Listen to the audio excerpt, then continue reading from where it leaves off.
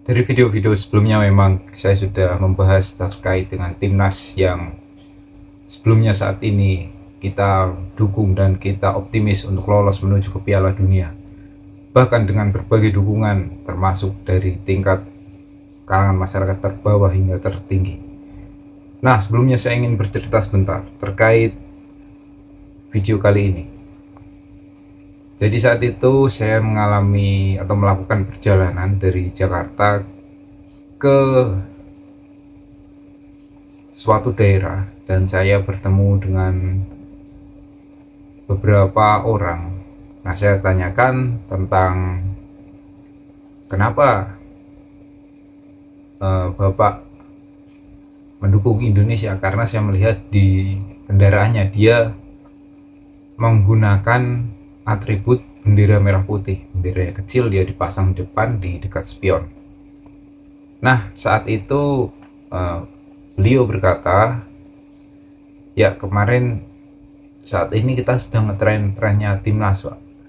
Dan timnas ini kita selalu mendukung, kita selalu support.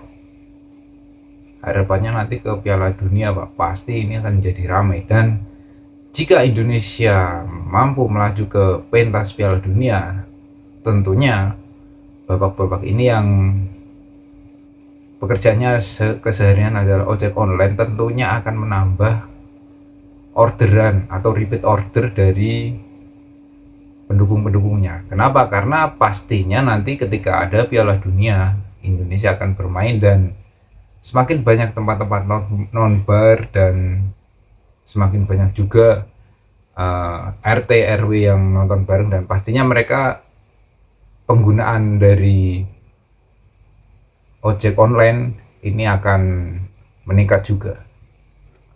Nah, tapi sebelum itu keinginan kita memang menuju ke Piala Dunia. Nah, tapi apakah kita pantas untuk menuju ke Piala Dunia tersebut? Nah, update terkait dengan pemecatan pelatih timnas saat ini yaitu Patrick Kluivert beserta jajarannya yang berasal dari Belanda, yang sangat kita harapkan membawa timnas kita menuju ke Piala Dunia, akhirnya sudah benar-benar terjadi.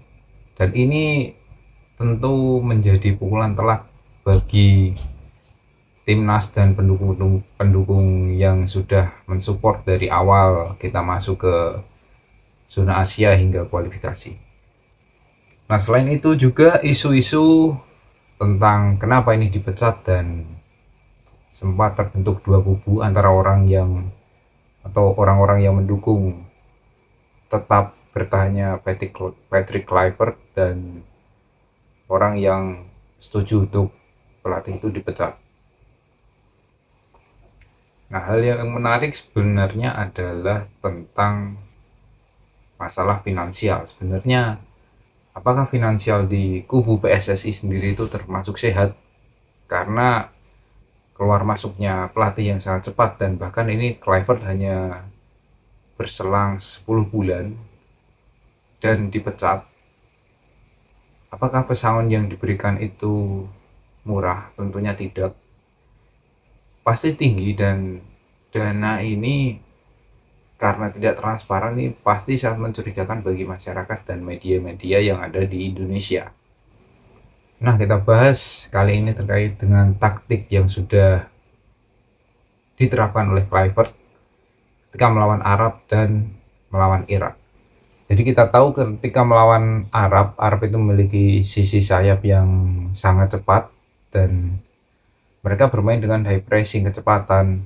Kemudian setelah itu pasti mereka lebih sering mengalirkan bola atau direct ball dari sayap ke tengah. Dan Irak sebenarnya sama, tapi tidak sebegitu banyak seperti Arab, karena transisi di Irak lebih cepat dan kekuatan Irak itu sebenarnya pada sisi sayap dan gelandang kreatif mereka. Tapi di Arab beda, mereka memiliki gelandang bertahan back yang sangat suka sekali membantu menyerang, terutama dari sisi sayap. Irak mempunyai seorang target man yang handal, Dan di Arab pun juga sama, tetapi mereka disupport lebih dari sisi sayap. Dan Irak sendiri bermain tidak seperti itu. Nah, di sini Indonesia memang sempat memimpin, unggul pertama dari gol penalti ya, Kevin Dix. Nah, tapi sayangnya Arab merespon dengan baik dan mereka melakukan counter attack, kemudian membangun serangan build up dari belakang, tengah ke depan dengan baik sehingga kita bisa kecolongan, dan skor hasil akhir itu adalah 3-2. Harapan dari kedatangan Kluivert sendiri adalah permainan atraktif, menyerang bersama, bertahan bersama, dan penguasaan bola. Nah, tetapi kita itu sebenarnya belum cocok dengan permainan menyerang, tetapi kita siap menang. Nah, jadi kemenangan Indonesia itu sebenarnya dilakukan dengan cara apapun, termasuk itu bertahan total dan mengandalkan kesabaran dan menunggu kesempatan untuk melakukan counter attack sehingga berbuah gol yang dibilang efektif, dan itu sangat cocok dengan tipikal yang pemain kita miliki. Jadi sebenarnya saat melawan Arab Saudi, Indonesia memulai pertandingan dengan baik, bahkan sempat memimpin. Kemudian ini menunjukkan kualitas dari permainan menyerang oleh Patrick Kluivert yang sebelumnya ini tidak ada di era-era STY. Nah, dimana setelah unggul sebenarnya Indonesia ini kurang sekali dalam menjaga sebuah konsistensi ketika sudah mempertahankan keunggulan. Nah, karena memang tipikal permainan yang dimainkan adalah penguasaan bola. Nah, sedangkan kekuatan Arab memang dia tidak sekali dua kali masuk ke Piala Dunia, dan ini merupakan tim yang sudah menjadi langganan Piala Dunia sejak lama. Nah, tim ini lebih disiplin dan mereka mampu memanfaatkan momentum-momentum sehingga mereka bisa bermain dengan efektif dan kita kecolongan lewat gol-gol dari pemain menyerang Arab Saudi. Sementara lawan Irak sebenarnya sama. Pola yang diterapkan Irak adalah pola yang kita terapkan saat melawan tim-tim besar di fase sebelumnya. Kita cenderung menunggu, bermain low block, dan setelah itu di babak kedua kita memasukkan seorang pemain yang mampu menjadi game changer. Nah, itu adalah strategi yang diterapkan Irak. Terbukti Zidane mampu melesatkan gol yang sangat fantastis, dan itu layak memberikan kemenangan bagi Irak. Nah, sebenarnya apa yang terjadi ketika melawan Irak itu sebenarnya bukan sebuah blunder dan langsung kebobolan. Nah, saat Rizky Ridho itu mengontrol bola, memang Irak bisa merebut, tetapi gol itu berasal dari transisi cepat yang mereka lakukan. Transisi itu akhirnya berbuah gol lewat pemain cadangan mereka, yaitu Iqbal Zidane. Nah, namun kekalahan ini memang menyakitkan bagi kita karena menggagalkan total kesempatan kita untuk lolos ke Piala Dunia. Nah, yang menjadi pertanyaan adalah target untuk Kluivert ini sebenarnya adalah Piala Dunia 2030. Ini adalah sebuah statement yang tidak masuk akal dari Ketua PSSI kita, yaitu Bapak Erick Thohir. Kita tahu memang saat ini kita sedang berjuang dengan Sintayong. Kenapa tidak diselesaikan terlebih dahulu kemudian mengganti pelatih baru, dan sekarang malah melakukan pemecatan.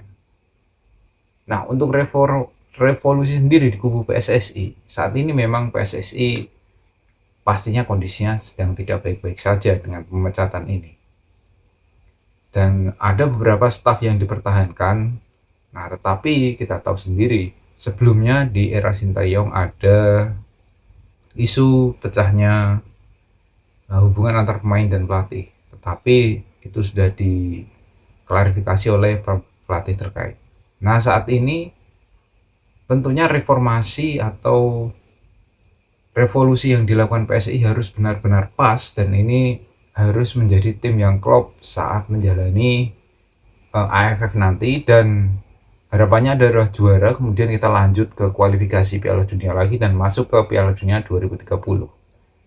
Nah, tapi siapa saja kandidat kuat dalam menjadi pelatih kita untuk kedepannya? Apakah dari lokal atau memang dari asing? Karena tentu peringkat FIFA sendiri kita turun. Kalau untuk merekrut pelatih asing itu akan sangat sulit. Dan jika pelatih lokal juga mungkin kualitasnya belum teruji. Nah, lalu apakah financial power dari PSSI masih bagus, kita belum tahu. Dan harapannya dengan pemecatan pelatih ini, pemain tetap bisa fokus, tetap bisa konsisten menjaga performanya dan membentuk tim yang solid untuk berlaga kembali di AFF dan selanjutnya di laga-laga timnas kedepannya. Untuk info dari pelatih sendiri sebenarnya kita belum tahu, karena apabila kita merekrut pelatih yang seperti sebelumnya, Kluivert, itu tentunya Indonesia akan bermain cantik, penguasaan, dan tentunya akan mengutamakan pola penyerangan yang terstruktur.